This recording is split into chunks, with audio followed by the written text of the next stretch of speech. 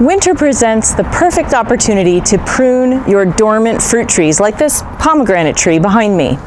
I'm Christy Wilhelmi from Gardenerd, and I'm going to show you step by step how to prune your fruit trees over winter and why it's a good idea. Let's get started. Before we start pruning this tree, there are 3 things you need. 1, a good pair of gloves. 2, a good clean pair of shears. And 3, a bottle of hydrogen peroxide or alcohol with a spray bottle. You can also dip your pruning shears in a glass, but then the spillage, it kills the plants, so don't do that. Spray bottle's easier. I've done a video on summer pruning, which is when you prune to reduce the size of your tree. Winter pruning is for the detailed pruning to eliminate crossing branches, cut away dead, diseased, and disorderly, and it helps boost production for the coming spring. How does that work? Let me explain. Picture this. You have a tree with a lot of branches, and in the fall, those branches will start to pull in energy to its core and hold it there for next spring. And when we reduce the amount of branches that are available for all of that stored energy, that means there's more energy going to the branches that remain in spring. So more energy for fewer branches, which is cool, because then you get more production. The other reason why winter pruning is really good is because it gives you a chance to see the skeleton of your tree much better. You can see crossing branches and wayward branches a lot more easily than you do when it's foliated. The basic rule of pruning is the 3 Ds: dead, diseased, and disorderly. Dead is easy to identify in summer and when the tree is foliated, because that branch is probably missing leaves and is brown. In the winter, it's a little harder, but you can find out if something's dead by cutting into it and checking the cross section. And you can see here that the cross section is green on the inside. It's green on the inside. That means that branch is still alive, so I'm gonna leave it where it is. So on trees like this where you have trouble identifying the dead branches, you can skip that and just put it on the list for later.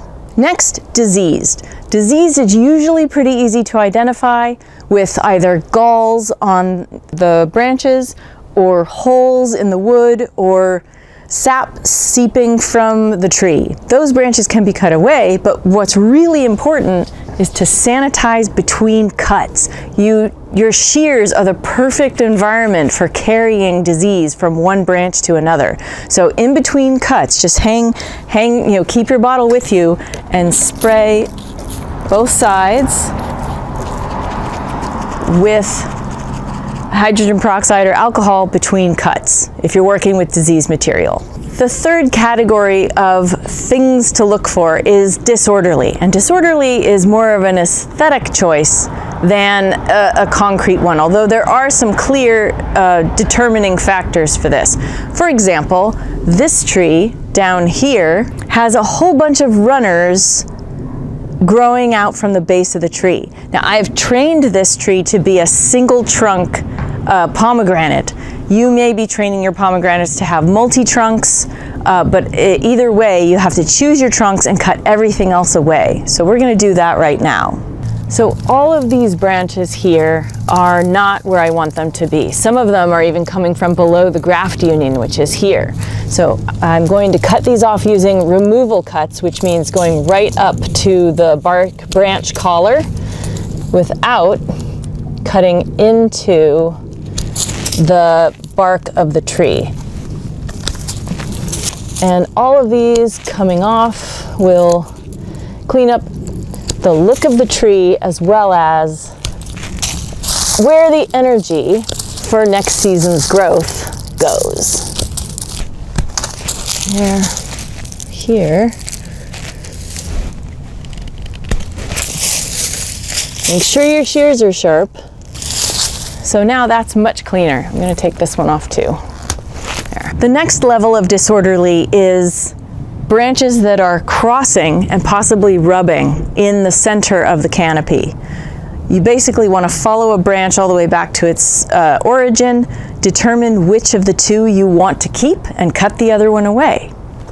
So I have 2 crossing branches right here. There's this long one here is crossing with this shorter branch here. And then I also have this branch here that is running here, crossing with this branch behind it, right here.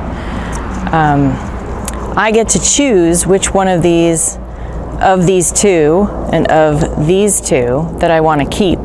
Now, one of these is going up, and one of them is going out. So do I want upward or do I want outward? In this case, there's a big space in the canopy right here. So I'm going to leave this outward branch, and I'm going to remove this upward growth branch here. And in this case, I kind of like the upward growth, so I'm going to remove this outward facing branch here with a removal cut. So now neither of those branches are crossing. They have an open space to work with, and in some cases you can just reduce.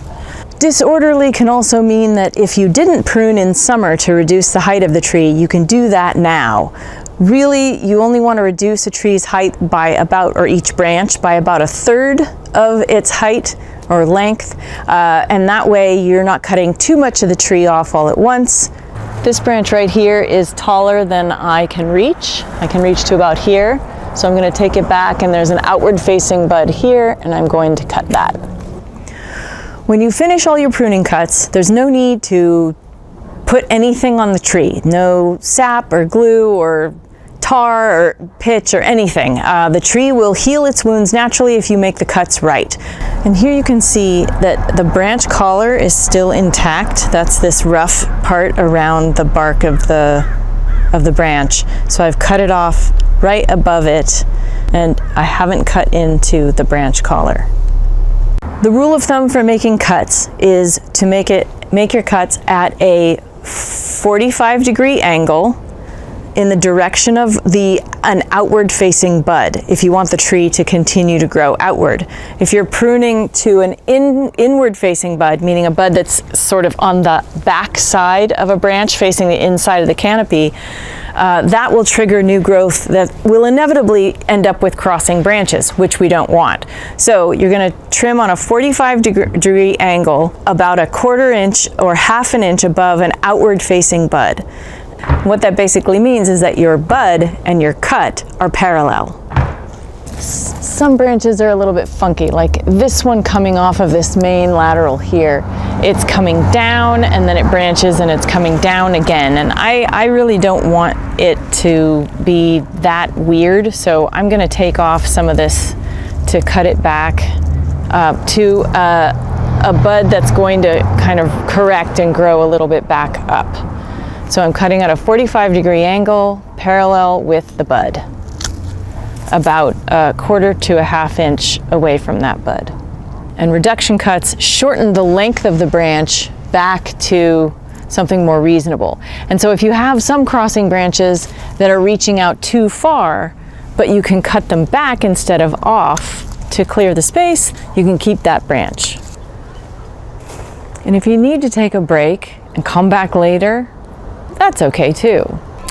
In my early days, I would take a pruning class and then come home and prune right afterwards. It was like liquid courage. You can see that if branches are growing, like this is funky, let's just straighten that out. Right above an outward facing bud. I could probably do a more drastic pruning on this, but this is enough for me. So that's how you prune your dormant fruit trees. Do this every winter and you'll have a highly producing fruit tree in spring and summer. For more information about growing fruit trees, planting fruit trees, and pruning fruit trees, you can find that in my book, Grow Your Own Mini Fruit Garden. Check out my other books, Gardening for Geeks and my novel, Garden Variety, and consider becoming a Patreon subscriber to support all the free stuff that we do here at Gardenerd. Patreon subscribers get cool stuff like behind the scenes goodies and monthly hangouts with yours truly. So check that out at patreon.com/gardenerd. Happy gardening.